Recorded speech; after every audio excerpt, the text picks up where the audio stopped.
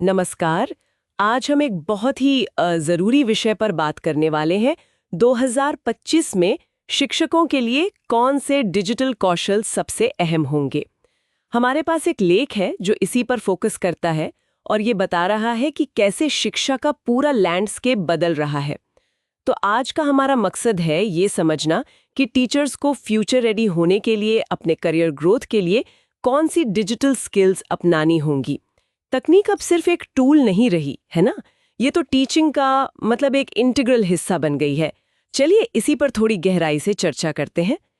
तो सबसे पहली और शायद सबसे बुनियादी चीज जो लेख में बताई गई है वो है डिजिटल साक्षरता। मतलब सिर्फ कंप्यूटर चलाना नहीं, बल्कि इन डिजिटल उपकरणों का प्रभावी ढंग से इस्तेमाल करना, ऑनलाइन जानकारी को परखना, ये सब। हाँ बिल्कुल, ये एकदम मतलब फाउंडेशन है।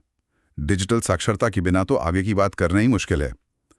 इसी से शिक्षक गूगल क्लासरूम या मूडल जैसे जो लर्निंग मैनेजमेंट सिस्टम एलएमएस हैं, उनको सही से इस्तेमाल कर पाते हैं। अच्छा, एलएमएस? हाँ, ये एलएमएस ना केवल एडमिनिस्ट्रेटिव काम जैसे असाइनमेंट देना, ग्रेडिंग करना आसान बनाते हैं, बल्कि छात्रों के लिए भी एक ऑर्गेनाइज्ड लर्निंग स्पेस बनाते हैं। इससे वो हाइब्रिड लर्निंग, मतलब ऑनलाइन और क्लासरूम का मिक्स, वो संभव हो पाता है।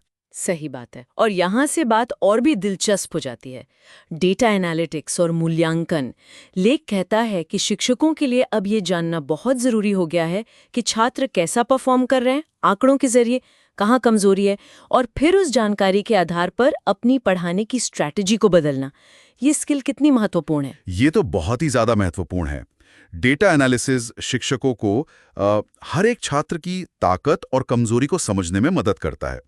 इससे क्या होता है कि आप पर्सनलाइज टीचिंग कर सकते हैं, हर बच्चे पर उसकी जरूरत के हिसाब से ध्यान दे सकते हैं। हाँ, पर्सनलाइजेशन। और टूल्स भी हैं इसके लिए, जैसे सोचिए काहूट या क्विजलेट। ये तुरंत फीडबैक देते हैं, पता चल जाता है किसको कितना समझ आया। या फिर गूगल एनालिटिक्स या एडपजल जैसे टूल दिखाते हैं कि छात्र ऑनलाइन कंटेंट के साथ कैसे इंटरैक्ट कर रहे हैं, कितना वीडियो देखा, कहाँ रुके। ये सारी जानकारी पढ़ाने के तरीकों को बेहतर बनाने में मतलब कमाल की मदद करती है। ये तो हुई डेटा की बात, लेकिन सिर्फ डेटा ही काफी नहीं है। छात्रों को एंगेज्ड रखना भी तो एक चुनौती है। लेख में कुछ और स्किल्स का भी जिक्र था शायद। हाँ, बिल्कुल। डेटा के अलावा भी बहुत कुछ है। जैसे एक बड़ी चीज है ई लर्निंग टूल्स का इस्तेमाल। जूम और गूगल मीट तो अब जैसे आम बात हो गए, खासकर दूरस्थ शिक्षा या हाइब्रिड मॉडल के लिए। सही। फिर गूगल ड्राइव जैसे क्लाउड आधारित सहयोग उपकरण, इनसे शिक्षक और छात्र कहीं से भी एक साथ काम कर सकते हैं, डॉक्यूमेंट शेयर कर सकते हैं। कोलैबोरेशन। हाँ। और एक और मजेदार चीज है गेमिफिकेशन। अच्छा, गेमिफिकेशन वो कैसे? मतलब सीखने की प्रक्रिया को थोड़ा खेल जैसा बनाना, काहूत, क्विजेस जैसे प्लेटफॉर्म्स का इस्तेमाल करके। इससे पढ़ाई थोड़ी मजेदार हो जाती है, छात्रों की दिलचस्पी बढ़ती है, कंपटीशन का हल्का सा एलिमेंट आ जाता है। ये तो बढ़िया आइडिया है। और सोशल मीडिया का भी कुछ रोल है इसमें? हाँ बिल्कुल। शैक्षिक उद्देश्यों के लिए सोशल मीडिया का सही इस्तेमाल भी एक स्किल है, जैसे यूट्यूब पर अपने इंस्ट्रक्शनल वीडियो बनाना और शेयर करना। या फिर किसी खास विषय पर ऑनलाइन डिस्कशन ग्रुप बनाना। और वो जो नई टेक्नोलॉजी आ रही हैं, जैसे वीआर और एआर, उनका क्या? वर्चुअल और ऑगमेंटेड रियलिटी, हाँ ये अभी शायद हर जगह ना पहुंची हो, पर इनमें पोटेंशियल बहुत है। सोचिए, इतिहास पढ़ाते हुए छात्रों को वर्चुअली किसी पुरानी सभ्यता की सैर कराना, ये सीखने को बहुत गहरा और यादगार बना सकता है। इसके लिए तो फिर शिक्षकों को वीडियो बनाने और एडिट करने की स्किल भी चाहिए होगी। बिल्कुल सही। वीडियो निर्माण और संपादन का कौशल भी अब जरूरी होता जा रहा है, ताकि शिक्षक अपनी जरूरत के हिसाब से अपने छात्रों के लिए कंटेंट बना सकें। इतने सारे डिजिटल उपकरण, इतना डेटा, ऑनलाइन एक्टिविटी, तो फिर सुरक्षा का सवाल तो जरूर उठता होगा। उठता नहीं, ये सबसे ज्यादा जरूरी है। साइबर सुरक्षा जागरूकता, ये शायद लिस्ट में सबसे ऊपर होनी चाहिए।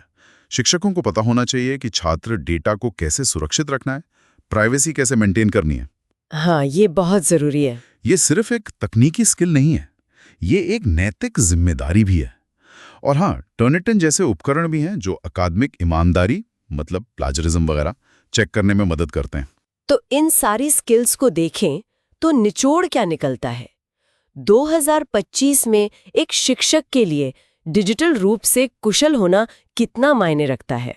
देखिए, ये सिर्फ प्रासंगिक बने रहने या करियर में आगे बढ़ने की बात नहीं है। ये असल में छात्रों के सीखने के अनुभव को मतलब फंडामेंटली बेहतर बनाने का तरीका है। ये कौशल शिक्षकों को ज्यादा प्रभावी बनाते हैं, ज्यादा कुशल बनाते हैं और छात्रों की जरूरतों को बेहतर समझने में मदद करते हैं। सही कहा। लेकिन यहाँ एक बड़ा सवाल भी खड़ा होता है, जिस पर शायद हमें सोचना चाहिए। क्या? यही कि जैसे जैसे हम इन डिजिटल उपकरणों और डेटा पर और ज्यादा निर्भर होते जाएंगे, तो शिक्षक और छात्र के बीच का जो मानवीय संबंध है, जो ह्यूमन कनेक्शन है, उसका क्या होगा? क्या तकनीक इस रिश्ते को और मजबूत करेगी या फिर इसमें कुछ नई तरह की चुनौतियां सामने आएंगी? एक सोचने वाली बात है। ये वाकई गहरा सवाल है, तकनीक और मानवीय जुड़ाव का संतुलन। तो आज हमने समझा कि डिजिटल साक्षरता, डेटा विश्लेषण, LMS, गेमिफिकेशन, VR, AR और सबसे ज़रूरी साइबर सुरक्षा, ये सब 2025 में शिक्षकों के लिए कितने अहम होने वाले हैं। ये सिर्फ टूल सीखने की बात नहीं, बल्कि टीचिंग को बेहतर बनाने की बात है। और अंत में ये सवाल कि तकनीक इस मानवीय रिश्ते को कैसे प्रभावित करेगी। इस वीडियो को देखने के लिए, समय निकालने के लिए आपका बहुत बहुत धन्यवाद। आपके विकास के प्रति आपकी रुचि और समर्पण हम सभी को प्रेरित करता है और हम वास्तव में आपके समर्थन की सराहना करते हैं। यदि आपको ये सामग्री उपयोगी लगी तो कृपया अधिक मूल्यवान अंतर्दृष्टि के लिए लाइक, शेयर और सब्सक्राइब करना ना भूलें। सीखते रहें, बढ़ते रहें और याद रखें, आपकी सफलता बस आने ही वाली है।